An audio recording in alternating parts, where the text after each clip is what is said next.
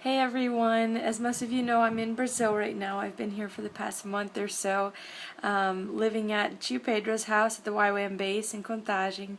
I've been here mostly to be preaching at churches and sharing things that have been going on in Haiti, but also just whatever God's put in my heart to share. And I've had the privilege of being able to speak in churches in São Paulo and in Espírito Santo and Belo Horizonte, Contagem, which are all different states and areas of Brazil, and God's been doing wonderful things, and it's been so good so far. But in all of my spare time and wherever the opportunity arises, I've been able to go to the streets with Chio and his team here as well, in the red light district. There have been 2 new buildings that have opened up there just solely for transvestites. It was one of the most intense things that I've ever done, way more intense than the other brothels, because it's all men who look and sound and act exactly like women. I was not able to even tell the difference for most of them. It was very shocking. But we just went in there and did the same thing. We celebrated birthdays, prayed, sat, chatted. It's such a relational work. But I want to talk about, share testimony that was so impactful for me.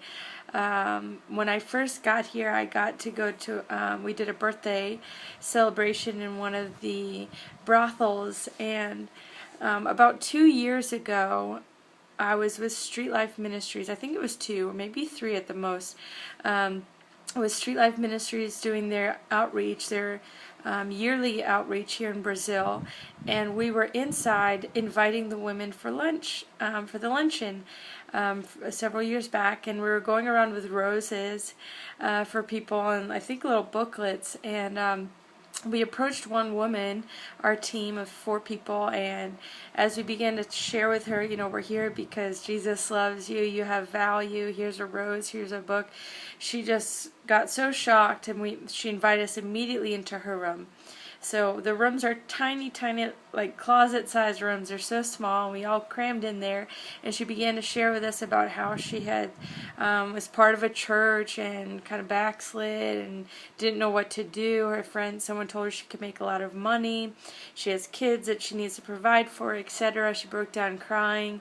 So we had a little time of discipleship right in her room, prayed with her, and told her, just encouraged her, there's a way out. You can get out.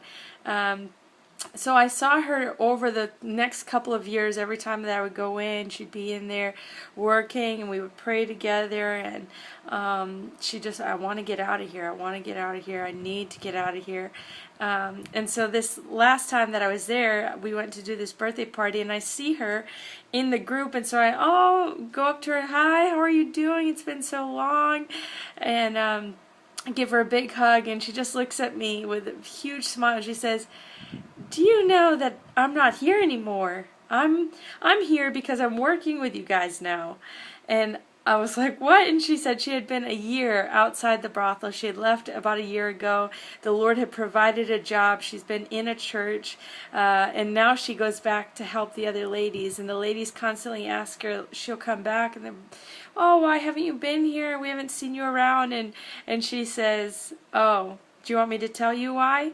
Let's go to your room. And she gets to go into these rooms with these ladies who she worked with and sit and share her testimony about how God pulled her out, and in the times where she needed food or needed money, that God completely provided for her. So I just wanted to share that testimony. It's something that is so impactful to me, to see this one woman, because of our willingness to go into these buildings and minister regularly to them.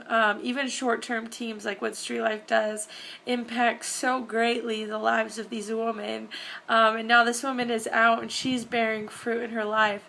So I just want to thank you so much for sowing into it, praying, continue to pray for the work that they're doing here. It's wonderful. So I just wanted to send out that quick testimony because it was something that made my day, and I hope that it makes yours as well. Our God is one who loves the least of those women that are hidden in these buildings that no one knows or sees, but He sees, and He's going after them to tell them that they have value and worth to Him, and He's pulling them out one by one.